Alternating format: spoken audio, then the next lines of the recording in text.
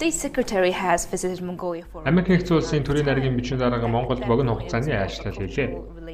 Соёлын солилцоо цаашдын харилцааг илүүтэй чухалчилсан ажлал болсон. Тэгвэл эдийн засаг худалдаа талаас ямар нөлөөлөлтэй вэ? Одоогоор Монгол Америкийн эдийн засгийн харилцаа тийж өндөр биш шүү дээ. Төрийн нарийн бичгийн дарга Монголд ажиллахдаа таатай байсан. Маш их таалагдсан. Гэхдээ таны хэлсэнчлэн 6 цаг орчмын богино ажиллал байлаа. Миний хувьд түүнтэй уулзаж Монгол Америкийн харилцаанд тулгардаг асуудлуудаар ярилцсан. Гэхдээ түүнтэй хийсэн ярилцлагаас илүүтэйгээр гүн сэтгэгдэл үдээсэн зүйл нь Керригийн Монголын залуу удирдагчтай хийсэн уулзалт байлаа.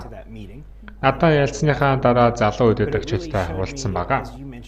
Энэ уулзалт нь Джон Керри эдийн засаг гэхээс илүүтэйгээр улс төр дипломатчийн үүргээр Монголд ирснийг харуулсан. Харин залуу удирдагчдын хараад Америкийн засгийн газар Монголын ирээдүйд өндөр ач холбогдол өгч байгааг ойлгосон. Яг одоо хэлэлцээр байгуулах биш, Монголын ирээдүйн чадварлаг удирдагчдтай харилцаагаа сайжруулахад анхаарч байна. Бид ийм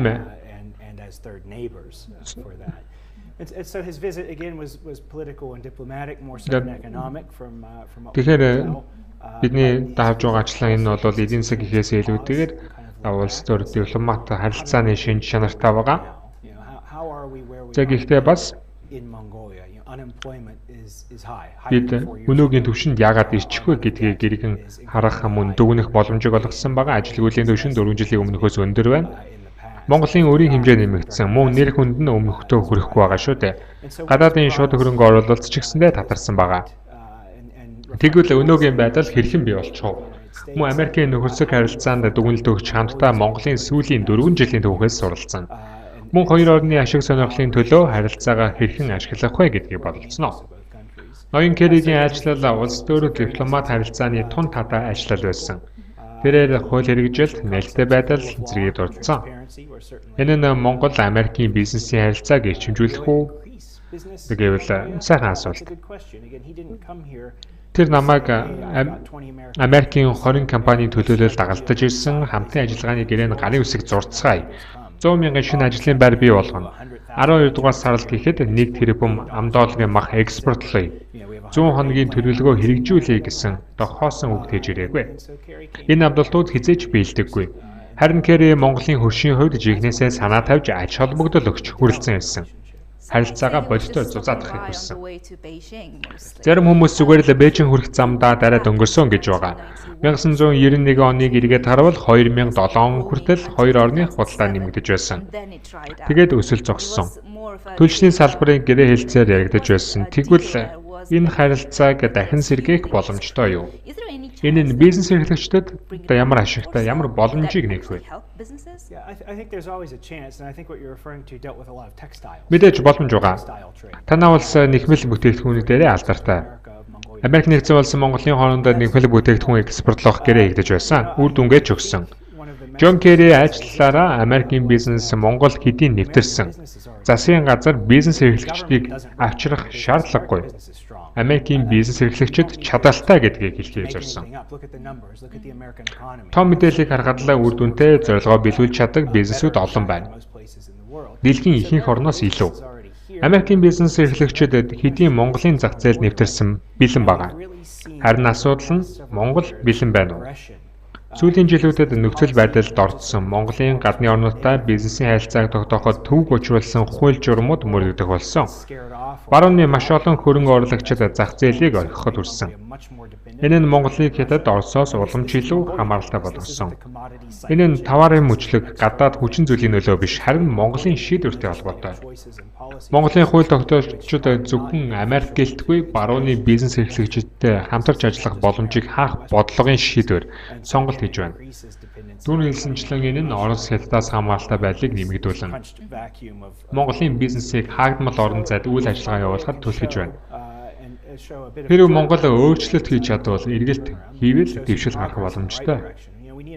Бидэнд хувийн хөвшилд чиглэсэн төвлөрсөн бодлого хэрэгтэй. Хувийн хөвшлийн бизнес эрхлүүлэх боломжийг хангах нь зөв.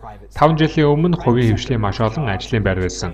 Хувийн хэвшил, ажлын байр бий болгож, туршлага олгож, хөрөнгийн урсгал татдаг. Засгийн газар энэ ажлыг хизээч гүйцэлдүүлж чадахгүй. Хэрвээ Монгол нээлттэй зах зээл бий болгож чадвал зүгээр л бид алдаанаасаа суралцсан бизнес буцаж ирсэн гэж хэлэх биш. Бодит өөрчлөлтийг харуулж бизнес эрхлэгчид ичгсэн бэлэн байна гэдгийг бол ойлгох хэрэгтэй. So what's being done at the moment is just rhetoric. Тэгэхээр таны хараа бол одоогоор бэлтгэлийн чанартай л ажил хийж байна гэж тийм үү? Тэгэхээр хөрөнгө оруулагчдын итгэлийг эргүүлэн олж авах нь гол асуудал болоод байгаа юм байна. Тийм ээ. Хөрөнгө оруулагчид шийдвэрээ тун энгийн гаргадаг. Хуулиа баримтлах бодлогыг хараад энэ орчинд ажиллах боломжтой юу гэж асууна. Зарим журам таалагдахгүй ч зах зээл нэвтрэх боломжтой. Хувь эзэмшигчдэд ч орон нутагт ч ашигтай тустай гэж дүгнэх нь бий. Хэрвээ гадны хөрөнгө оруулалтыг түлхсэн арга хэмжээ хууль журам мөрдөгдөж байвал өөр зах зээлийг зорино. Вьетнам, Таиланд гээд олон зах зээл байгаа шүү дээ. Маш олон бүс нутгийн хөрөнгө оруулах боломжтой олон зах зээл байна.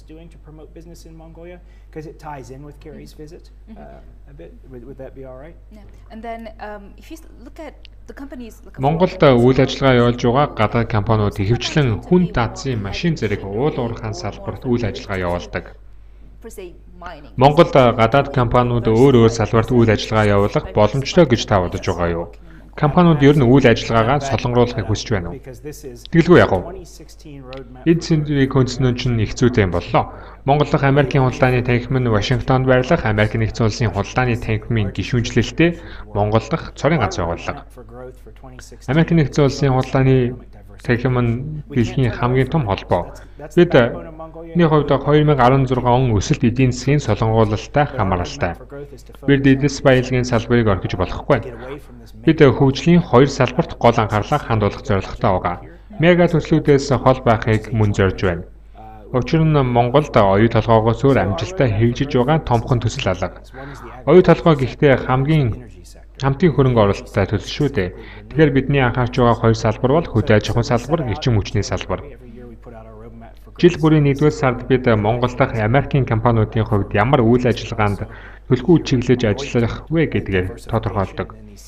Бид мөн Монголын талаас тэд юу хүсэж байгааг сонсдог. Альва нэг салбарын үйл ажиллагааг тэд солонгоруулахыг хүслээ гэж бодъё. Тэгвэл бид түүнийг хийхийг зорих болно. 3-р сард бид Америк нэгдсэн улсын худалдааны яамны Хятад Монголын асуудал хариуцсан дэд сайдын ордогч Патрик Стилог Монголд байж авчирсан. Тэр Монгол дахь Америкийн худалдааны танхимаар зочилсон. Тун их таалагдсан. Хөдөө аж ахуйн худалдаа хариуцсан төлөөлөгчийн газар байгуулаарай Монголд хэрэгтэй байна гэж хэлсэн. 4-р сард манай танхим Бээжин хотод зочилж бүс нутгийн нийт 30 Америкийн худалдааны танхимтай уулзсан. Бүс нутгийн улс төрийн асуудал худалдааны талаар ярилцсан. Бид Монголын талаар ч хэлэлцсэн. Зүүн Өмнөд Азийн олон орон өсөж байгаа учраас хөрөнгө оруулагчид хошуурч байна. Харин Монгол улсын хувьд сайнгүй үзүүлэлттэй байгаа. Тийм ч учраас манай танхим Монгол улсыг эргээд анхаарлын төвд оруулахыг хүссэн. Бизнесийн ажиллагаа энд явуулахыг хүссэн. Тэгээд бид Бээжинг зорьсон. Бид Америкийн нэгдсэн улсын худалдааны яамны Патрик Стилонтой уулзаж худалдааны төлөөлөгчийн газартаа болох хэсэг талаар ярилцсан. Патрик Стило хүрэлцэн ирсэн Америк нэгдсэн улс Монгол улсад суугаа элчин сайд Галт ч юм уу уулзалтад оролцох байгаа. Монгол дахь Америкийн худалдааны танхим уулзалтыг хамтран зохион байгуулна. Монголын хөдөө аж ахуйн 40 компани Америк нэгдсэн улсын 10 компани оролцож ноу-хау, технологийн дэвшил, боломж болцооны талаар даваа гарагаас мигмар гарагийн хоорондоо хоёр өдөр ярилцах туфтаа байгаа. Зарим 5 гарагт нь бид DC-ийн үнэсч Америкийн Монгол дахь худалдааны танхимыг төлөөлөн зөвлөдөж ярилцах болно. Мөн ASEAN, OPEC зэрэг зээл олгогч байгууллагын төлөөлөлтөд уулзаж ярилцах төлөвлөгөөтэй байгаа.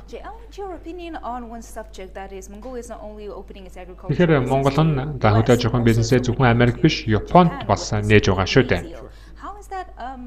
Тэгвэл энэ нь Монголын эдийн засагт ямар хэрхэн нөлөөлөх болоо? Монголын дүр төрхийг хэрхэн өөрчлөх болоо? За мэдээж хэрэг Япон Америкийн хоорондын харилцаач бас маш зузаан тийм учраас хүнд итгэж үздэг.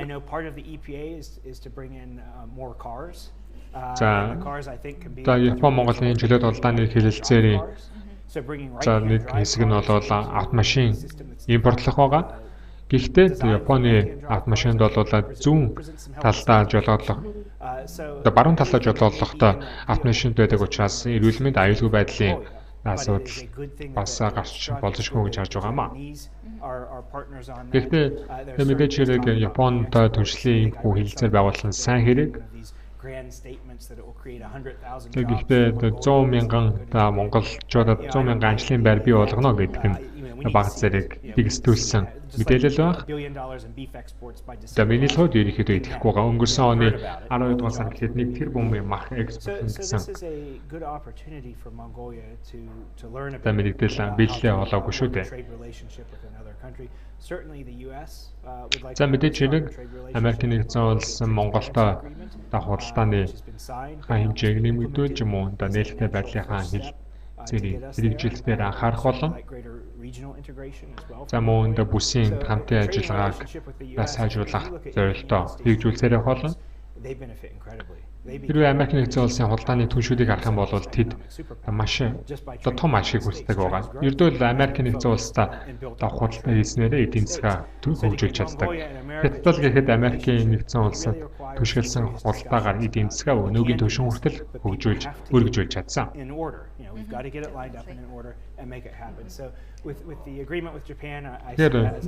Японтой байгуулсан хэлэлцээр нь бол Монголын мэдээж хэрэг маш том эерэг мэдээлэл. За нэг жилийн дараа үр дүнг харах л байлээ. Манай сүд хүрэлцээсэн баярлалаа.